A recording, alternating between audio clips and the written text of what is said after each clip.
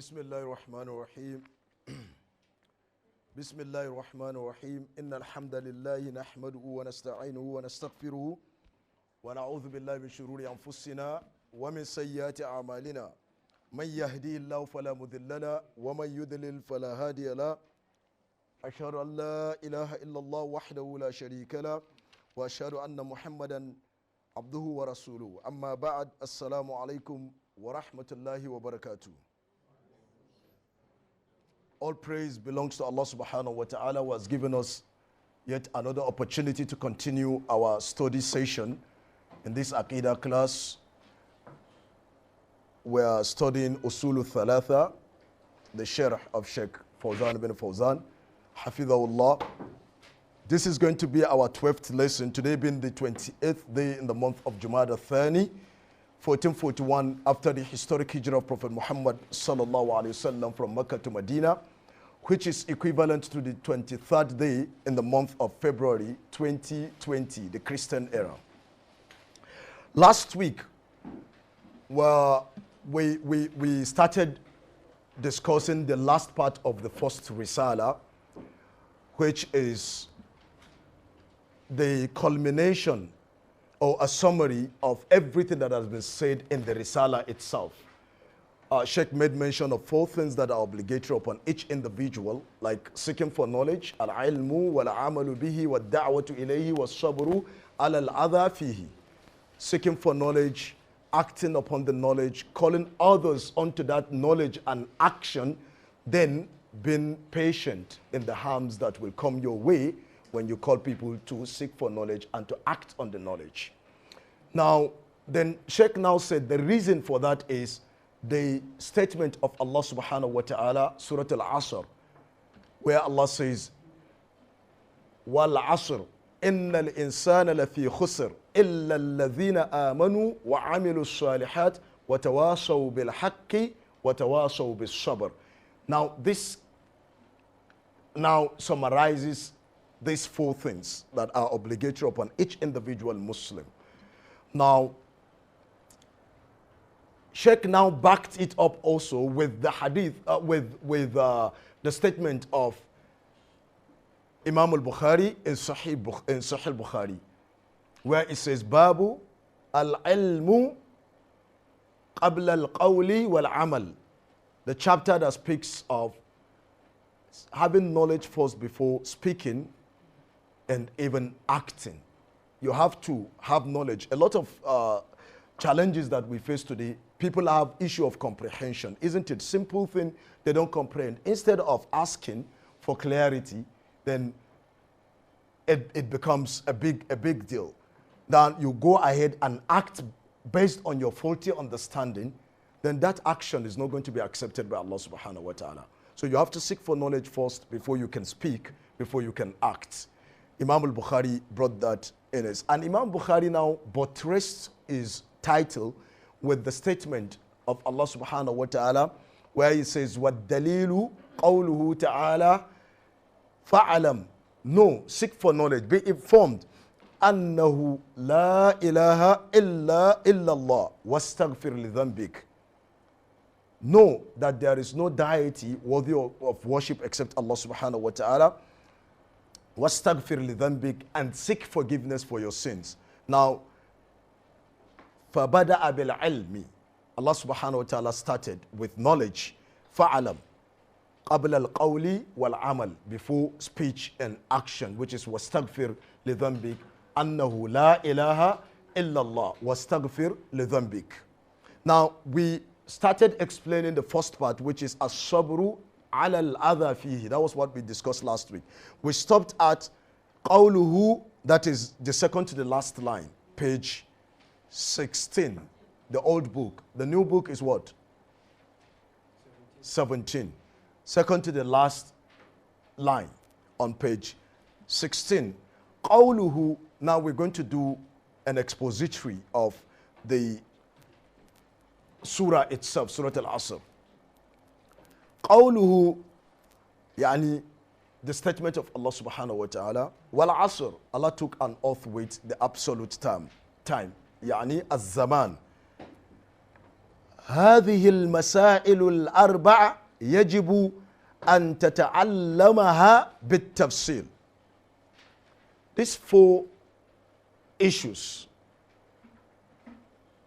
يجب, it is compulsory upon you أن تتعلمها بالتفصيل. أن تتعلمها بالتفصيل, that you seek for the knowledge of these four things بالتفصيل, in details. In details, بالتفصيل, in details. Yani, you have to seek for this knowledge in details, not superficial knowledge. هل من دليل على ما قاله شيخ? Is there any reason or any evidence as to what Sheikh Muhammad bin Abdul Wahab said? That it is compulsory to seek for this knowledge? إن هذه المسائل الأربعة, that these four issues, يجب علينا تعلمها, it is compulsory upon us to seek for knowledge regarding these four things. So is there any evidence, dalil, to back up this statement? You know, in this class, we said Islam is grooming us. Islam is all about knowledge and action, isn't it? And calling others to that knowledge. Now, whatever you say from Islamic point of view, and we don't have any point of view except Islam's. That is why the people that will be saying that they will attack our opinion, in most cases, we don't hold any personal opinion. We speak on behalf of Islam. So we speak on behalf of Islam with opinions, not even opinion, nobody, with facts that are in the Sharia. If you like to accept it, don't attack the messenger. If you like, you attack the message with superior argument, and there is no any superior argument in the face of the argument from Quran and the Sunnah of the Prophet sallallahu alaihi wasallam. So there is no way one will be a Muslim and now he wants to act as a Muslim or even invite others to the path of Allah without seeking for knowledge and having a thorough understanding of that Islam that is calling others to. He needs knowledge to be a good Muslim. He needs knowledge to invite others to Islam. So you see, you can't escape seeking for knowledge. May Allah subhanahu wa ta'ala grant us beneficial knowledge. وهو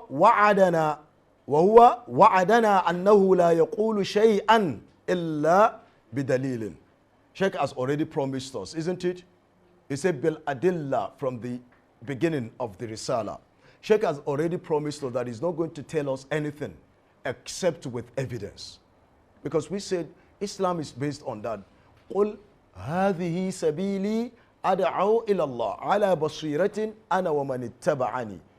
Say, this is my path. Allah is commanding the Prophet sallallahu alaihi wasallam. Say, this is my path. I call unto Allah, ala basiratin. I and those that follow me, ala basiratin, from an informed perspective. You have to have knowledge, and you can't exhaust knowledge. You can't exhaust knowledge.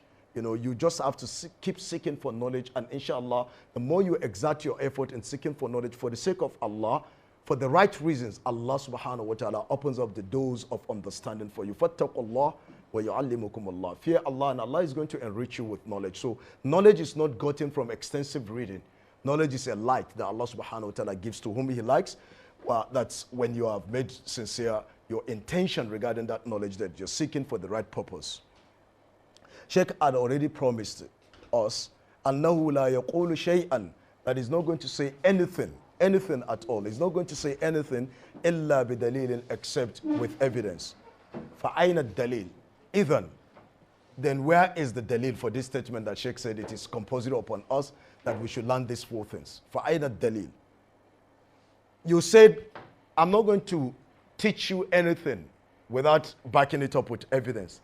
Then I'm telling you something that it is compulsory upon you. Then I ask you, where then is your evidence? Now, you should also understand that evidence from Islamic point of view points towards Quran and Sunnah of the Prophet ﷺ. Then the ijma, the consensus of the scholars. Then you have the qiyas, analogical deduction. Then you have other aspects of it. But these are the, the major classical means of getting evidence. But you start with Quran, because I repeatedly say this in all of my durus, tibyana li kulli shay'in, because Quran is what? An expository to everything. Whatever you bring forth, Quran explains it. There is something in the Quran that clears your doubt regarding whatever you're doubtful of. You just need to seek for that knowledge and knock at the right doors, and inshallah you shall be enriched with knowledge. May Allah enrich us with beneficial knowledge. Qala, then Sheikh is now telling us, ad-dalilu ala dhalika, the evidence for this position that I've taken, that it is compulsory on you to learn these four things. The evidence is what? Qawluhu ta'ala, the statement of the exalted, yani Allah subhanahu wa ta'ala. Wal asr, Allah took an oath, Allah said, by the time, innal insana lafi khusr, verily man is in loss. Illa alladhina amanu wa amilu salihat wa tawasaw bil haqqi wa tawasaw bis sabr, except those who believe in Allah subhanahu wa ta'ala and act righteously. They act righteousness. Then they recommend one another to good, and they recommend one another to patience, because you are going to face a lot of harms, isn't it? From morning they have been insulting me, isn't it? Because I said some women go into marital life with the mindset of, I'm going to seek for employment so that if in case of divorce, I will have something to fall back on. I said your marriage will fail because you're going with a wrong mindset. My students here, please, is there anything wrong in this? That don't have that mindset. Nobody is saying you shouldn't work. Go out and work. Maintain your stringent Islamic values while you go out there to work. But don't go out there seeking for employment because you are setting your marriage on that faulty foundation that in case my marriage fails, I have something to fall back. It will fail. It will fail. Allah said, I'm to my servants the way they approach me. So, and the Prophet warned us against pessimism. As Muslims, the Prophet ﷺ warned us against pessimism. We have to be optimistic as Muslims. Even if there is turbulence in front of you, you have to be optimistic that you are going to pass through this turbulence. Now, Islamically, and I'm going to just interject here. Islamically, the Islamic approach to marriage is that Islam has not set up marriage to be ended. Islam has set up marriage to be a permanent thing. Christianity, they said, for better, for worse. That is the same concept. No right-thinking person will go into a marital life with the intention of opting out from it. Well, if it doesn't work, then Islam gave you the option. Even the man, Allah said, at-talaq marratan. You have what? Two chances. Then the third option, Allah says, you have the option of keeping her and in equitable terms, not to maltreat her. If you have decided to bring her back, then you have to be just. Or if you don't want to bring her, Allah said, separate with kindness. You don't have it anywhere in any religion. Allah says separate with kindness. So, but in case of any eventuality, Allah said separate in kindness. But nobody has set up marriage, and that is why the institution of marriage, the responsibility to cater for the family has been shouldered upon the man. That is the meaning of ar-rijalu qawwamuna ala nisa. It is the responsibility of the man to cater for and where the men are now going by the provision of the Quran to cater for their wives. Nobody cares if you have 10 billion naira, it's your money. Nobody cares. Whatever you spend on your husband, that is ihsan, and Allah will record it as good on your part, because Allah yuhibbul muhsinin. Allah loves the doers of good. Khadija was rich. You can never claim to be a woman that is rich today and equal the likes of Khadija. We're talking about wealth, not only the money that you have, but with the mind. She spent nobody's wealth has benefited the Prophet ﷺ like the wealth of Khadija.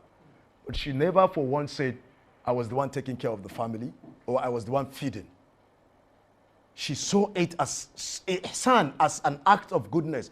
When Abdallah ibn Mas'ud's wife, Zainab, radiallahu anha, when she wanted to give out charity, her husband said, it is better for you to give your husband this money and your son than to take it out. She said, I'm not going to give you this money until I go to the Prophet sallallahu alaihi wasallam to seek for clarity.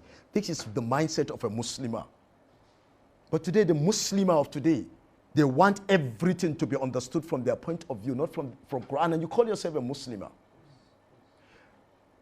We don't have issue if you say you are not a Muslim. But as long as you are a Muslim lady, then please close your mouth. If you want to talk about Islam, open your mouth to speak about Islam with what? With evidence from Quran and Sunnah. Otherwise, shut it up.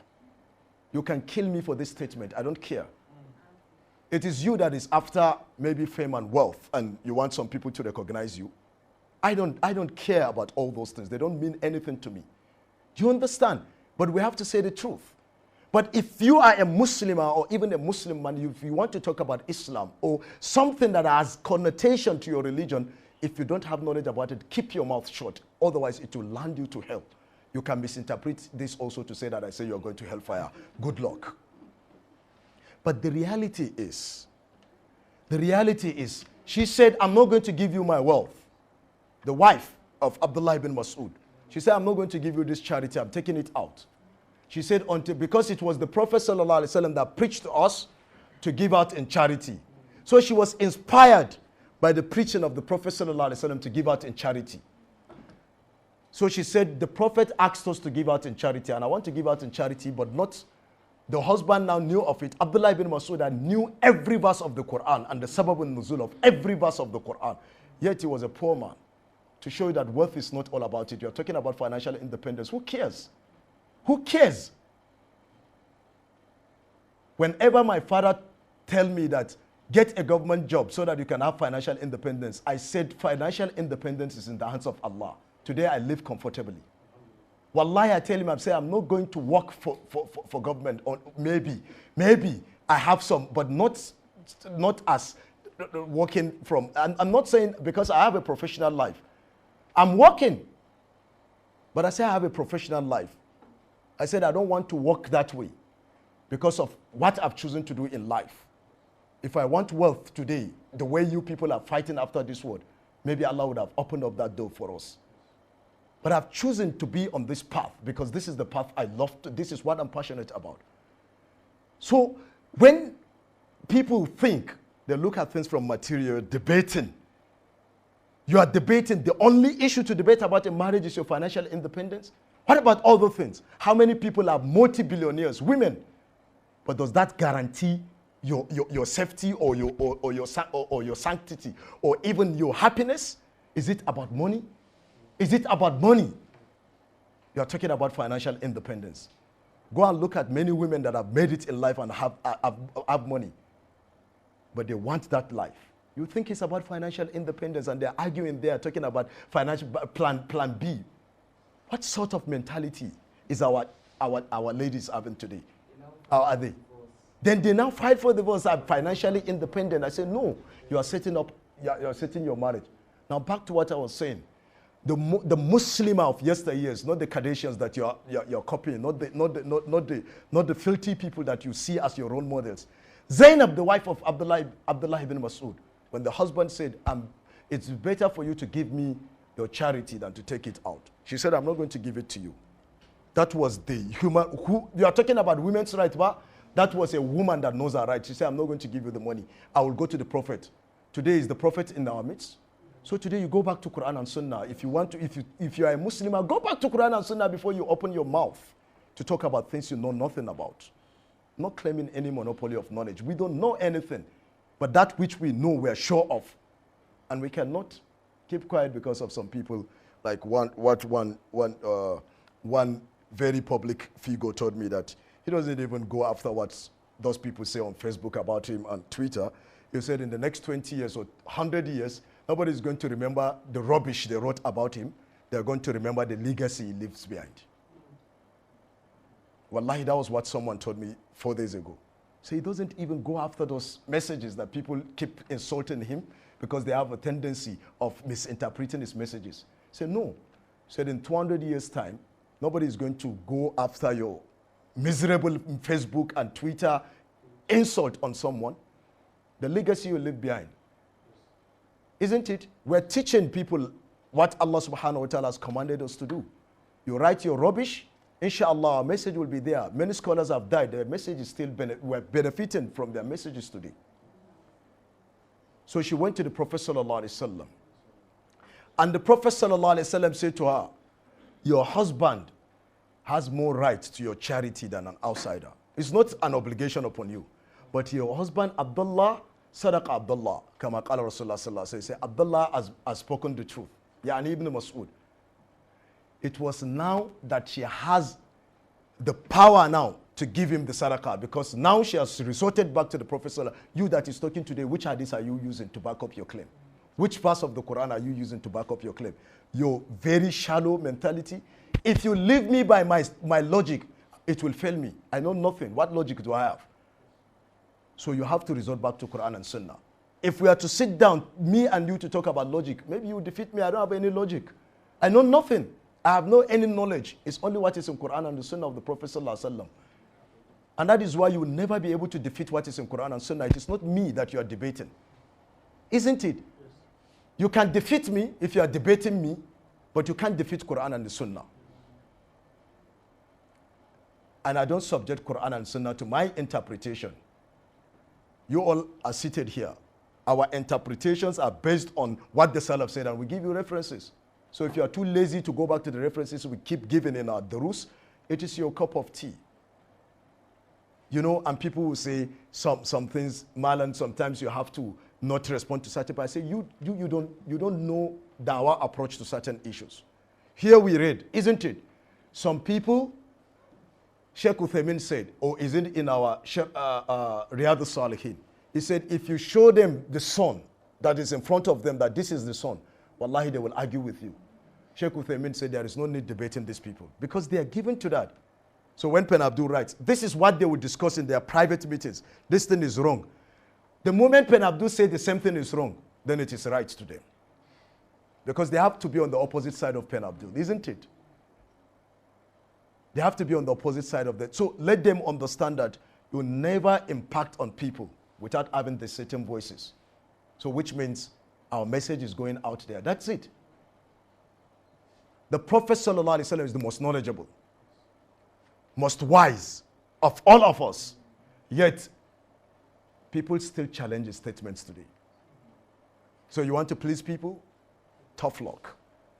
So if you are on a journey of debating with PenAbdul, wallahi, you are on the queue to get the ticket now. And the journey is very long. You haven't even secured the ticket yet. Wallahi lazim. In case you don't know. We want to die on the path of Allah. That is your highest fear. Isn't it? You don't want to die. So we want to die on the path of Allah. And nobody is going to deter us from this, inshallah. So the message is clear. You have to get evidence from Quran and Sunnah before you continue. And that is what Sheikh Ibn Abdul Wahab is telling us here. Back up your things with evidence. And he says, wal asr. So هذه هي المسألة الأولى. The first mas'ala is al-ilmu. What is the ilm here? Wal asr. Inna al-insana lafi khusr illa alladhina amanu. That is the first one. Wa amilu salihat. Illa alladhina amanu is the first mas'ala. هذه هي المسألة الأولى. Why? Al-ilmu. But ilm is not. Where is ilm in Surah Al-Asr? Did Allah make mention of ilm in Surah Al-Asr? Allah only says, إِلَّا الَّذِينَ آمَنُوا. Why did we put that as the evidence for our first mas'ala? لأن الإيمان, because iman لا يكون إلا بِعِلْمٍ. There is no iman except with knowledge. You can't believe in what you don't have knowledge of. So the knowledge you don't need to mention the knowledge. لأن الإيمان لا يكون إلا بعلم, except with knowledge. So can you see the evidence for the first thing now? No. And what is this knowledge? وهو معرفة الله عز وجل. That is knowing Allah subhanahu wa ta'ala. ومعرفة نبيه, and knowing his messenger. ومعرفة دين الإسلام, and knowing the religion of Islam bil adilla, with evidences. Al-mas'alatu thaniya, the second mas'ala. What is the second mas'ala? Please answer, class. Naam, al-amalu bi. That is acting on the knowledge. So where is the evidence for that in Surah Al-Asr? وَعَامِلُوا الصَّالِحَاتِ هَذَا الْعَمَلُ بِالْعِلْمِ. This is acting upon the knowledge.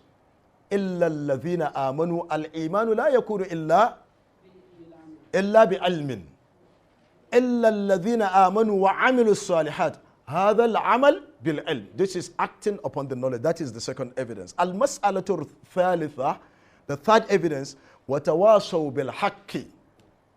And they recommend each other to the truth.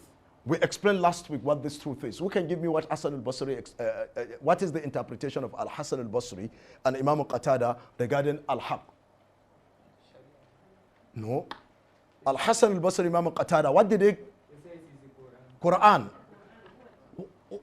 What did Muqatil bin Hayyan interpreted Al-Haq to? Wal Iman.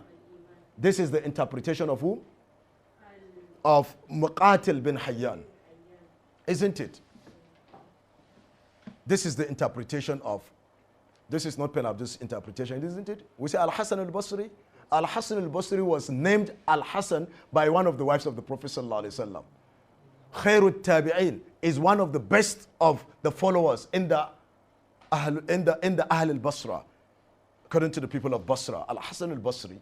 So, and Imam Qatada, a scholar of Quran exegesis. Then you have Muqatil bin Hayyan also. So this is their interpretation. Except those that recommend each other to what? To the truth. Yani Al-Quran, Al-Iman, At-Tawheed. Al-Mas'alatu Rabi'a, the fourth. What is the fourth statement? No, the heading. As-sabru ala al-adha fihi. That is you exercising patience in the harms that will be meted out against you in calling people to the path of Allah subhanahu wa ta'ala. You know, I wish those people that will, if even I have time to go through those people that insult me, I wish they would see how much you know fun I get from, you know, you just shake your head and say, like when someone said, when he talked about illiteracy in North, and people now stand up and started to say, that is a justification of my statement. Your reaction is already a justification that there is illiteracy. People don't want to hear the bitter truth. They want things packaged, given to them. Well, we're not here to tell you what you want to hear. We're here to tell you what you need to hear, to tell ourselves what we need to hear. The truth hits home sometimes, isn't it? So whether you like it or not. May Allah subhanahu wa ta'ala establish us firmly on the path of the truth. Al-mas'alatu rabi'a, the fourth mas'ala, وَتَوَاصَوْا بِالصَّبْرِ. And they recommend each other to patience. عَلَى الْأَذَى, upon the harm, fi sabil da'wah, that comes on the path of da'wah. Because of calling people onto the path of Allah subhanahu wa ta'ala, ila al-ilmi wal-amal, you say, people, this is the knowledge kept in Quran and Sunnah and the Sharia of Allah. Then act on it. People are going to harm you with their verbal utterances, some physical assault. But you have to be patient. You have to recommend each other. Recommend yourself to that patient. Recommend every other person that wants to take on the profession of the prophets, of calling people onto the path of Allah, to be patient, because it is a constant. Wallahi al-azim, it is a constant. You are going to be afflicted with harms. It's a constant of da'wah. So if you are not ready for it, please, chicken out. If you are not ready for it, chicken out. But you have to be ready for it. Nobody dies until his time is up. If PenAbdul dies today, my time is up. And I cannot add a second to it. If I don't die today, a day is coming, I will die. Before me, there were many. Who am I? I'm nobody.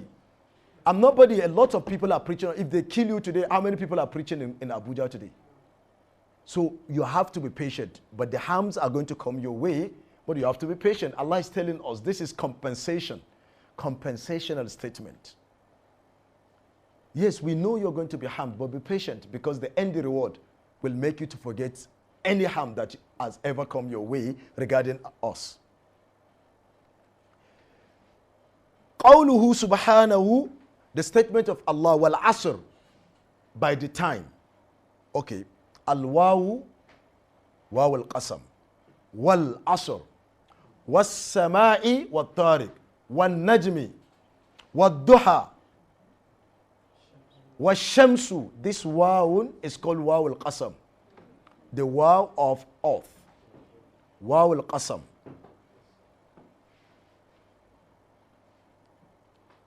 You have ba also, isn't it?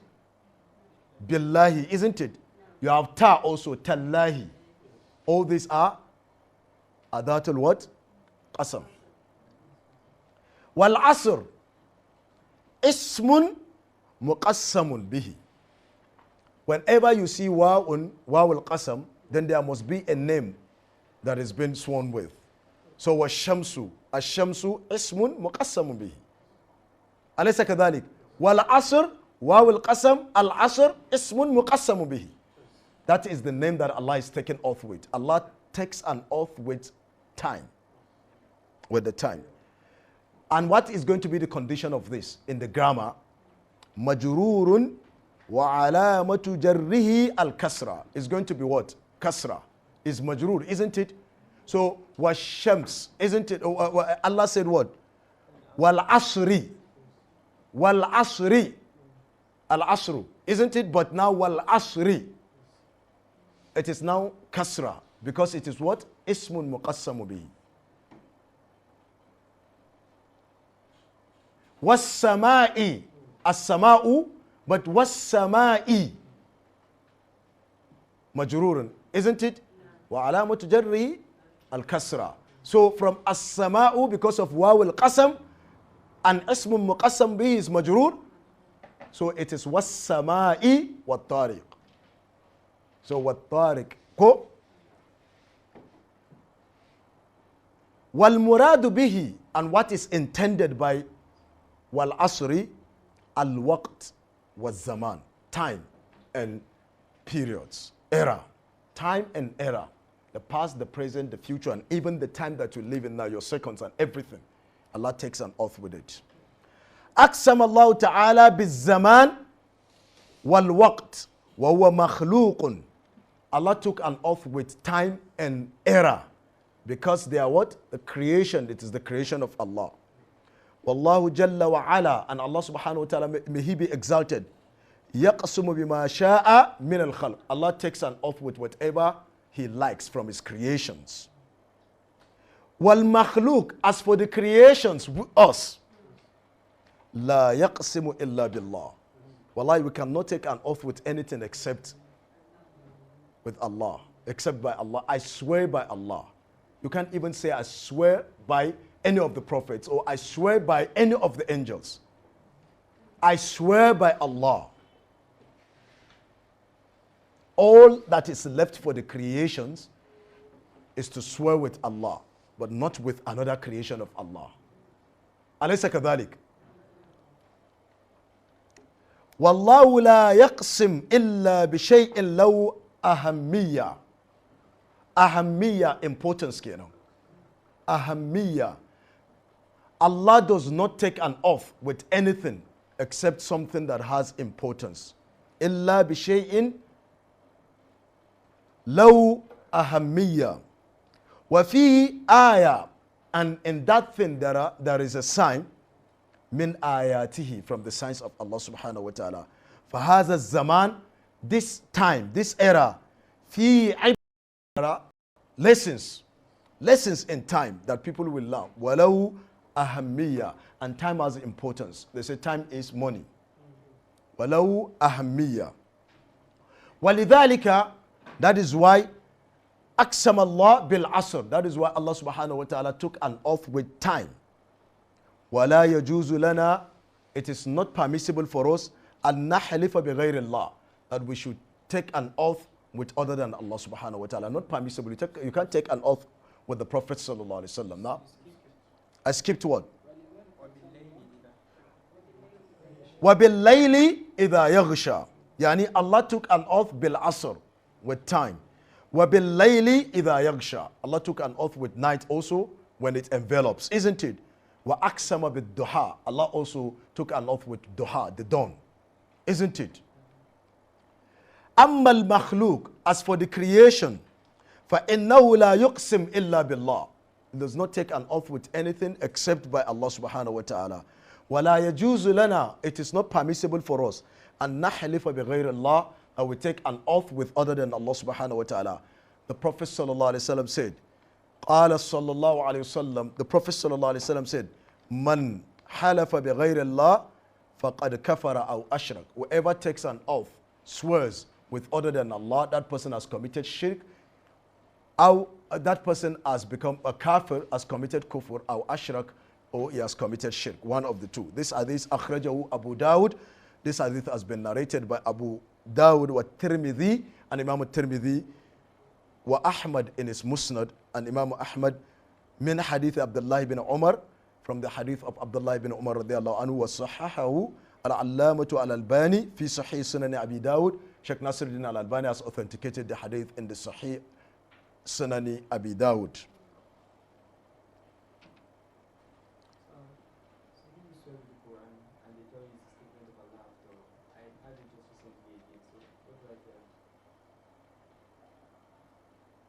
Well, yeah. But for example, you can't swear with Kaaba because it's a creation, isn't it? So you say, Rabbul Kaaba. The Lord of what? The Lord of Kaaba. Alaysa kadhalik. Waqala, the Prophet sallallahu alaihi wasallam also said, Man kana halifan, whoever wants to take an oath, whoever wants to swear, فَلْيَحْلِفْ بِاللَّهِ أَوْ لِيَصْمُتْ. Let him take an oath with Allah, or let him just keep quiet. Don't say, I swear by the grave of my so and so. I swear by this and that. I swear by the grave of I swear. No. The Prophet sallallahu alaihi wasallam. Now this is coming from who? From the Prophet sallallahu alaihi wasallam. Again today, if you say this, some people are going to attack you. If you say don't swear, if you say don't Allah, don't An-Nabi, they are going to attack you. Am I communicating? But now this is the statement of the Prophet sallallahu alaihi wasallam. Now, the Prophet said, and this hadith is in Sahih Bukhari. It's in Sahih Bukhari, hadith number 2679. Hadith number 2679. It's in Sahih Bukhari. Am I communicating? فالله, verily Allah subhanahu wa ta'ala, يقسم بما شاء ولا يقسم إلا بما له أهمية. Allah takes an oath with whatever He likes, and Allah does not take an oath with anything except that thing that has importance. وَفِي عِبْرَةٍ, and that there is a lesson in that thing that Allah takes an oath with. مَا هِيَ الْعِبْرَةُ فِي هَذَا الزَّمَانِ. What is the lesson in the time and era that Allah has taken an oath with? Al-Ibra Azima. Al-Ibar, Afwan, Al-Ibar Azima. Great lesson. Ta'aqub al-layl wal-nahar. The alternation, the revolution of day and night, isn't it? This one takes from this side. وَتَقَارُضَهُمَا. You know, هَذَا يَخُذْ مِنْ هَذَا. This one takes from it, the day takes from the night. وَهَذَا يَخُذْ مِنْ هَذَا. And the night takes from the day. That is why you have what? يَطُولُ هَذَا. This one becomes longer night, shorter day. وَيَقْصُرْ هَذَا. And this one becomes shorter night, longer. Look at it in Islam, please.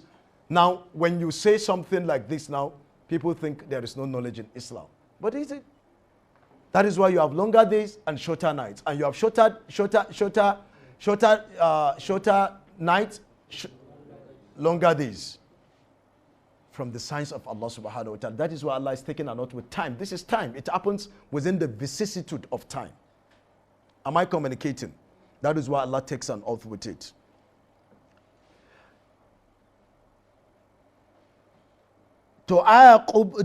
تعاقبهما على هذا النظام العجيب.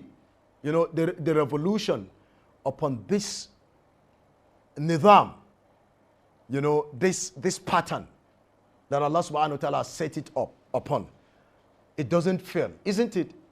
It's either you have longer days or longer nights, isn't it? Or shorter days or shorter nights, isn't it? This is the nizam. Tsari kenan da Allah ya sanya abun akai. Alladhi al-ajib. Amazing. Alladhi la yatakhallafu wa la yataghayyar. It does not change, nor does you have any, contradiction in it. هذا دليل على قدرة الله عز وجل. This is an evidence upon the ability and the power of Allah subhanahu wa ta'ala. ثم ما يجري في هذا الوقت. Then, this is the time itself. Then Allah is taking an oath also with what takes place within the vicissitude of time. ثم ما يجري في هذا الوقت من الحوادث of accidents والكوارث of disasters. الحوادث of accidents والكوارث disasters. وَمِنَ الْمَصَائِبِ and calamities. Look at the beauty of Arabic language, isn't it? وَمِنَ الْمَصَائِبِ and calamities. وَمِنَ النِّعَمِ and also of favors and and blessings.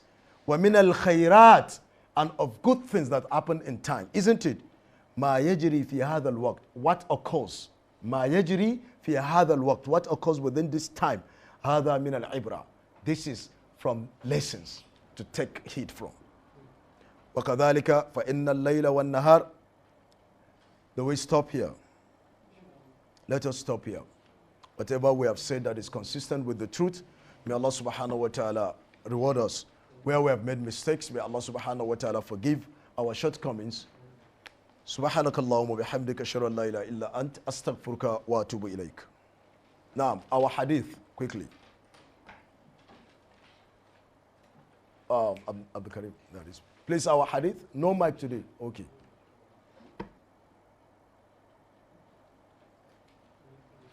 Our hadith. Who has the book on hadith? Arba'un al-Nawawi. Okay, get it from us. Okay, that is. Please, quickly. From the male side. Bismillah. Please raise your voice. No mic today. So I can't help you with that at the moment. Naam. Naam. It's a longer hadith, so we'll take one person. After him, we'll take another person, but raise your voice.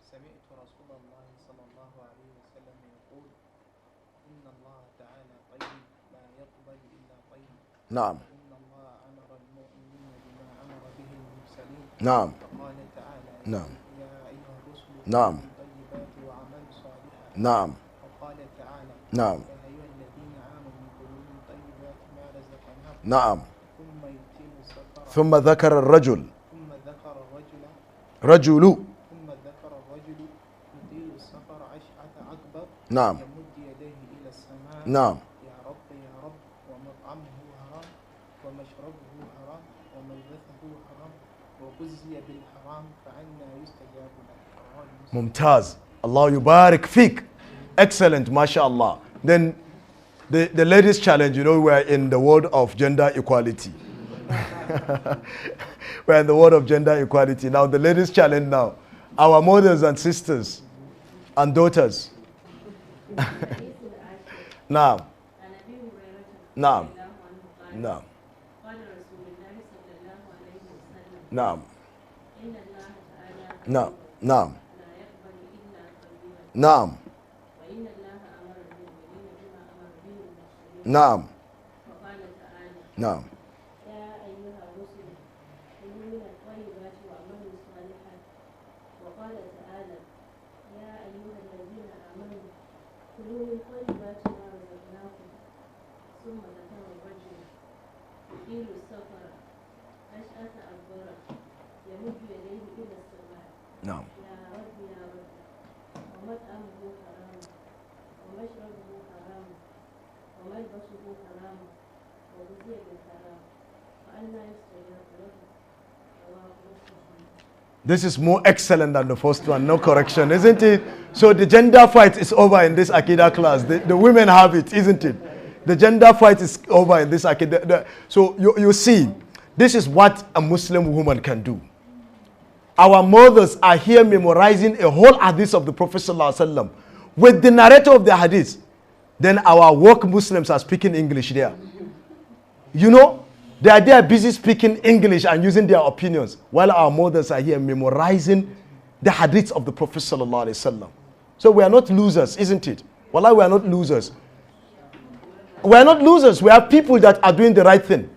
Our mothers are dedicating their time here to memorize, to listen to Aqidah, to memorize. And they are bringing hadith without any correction.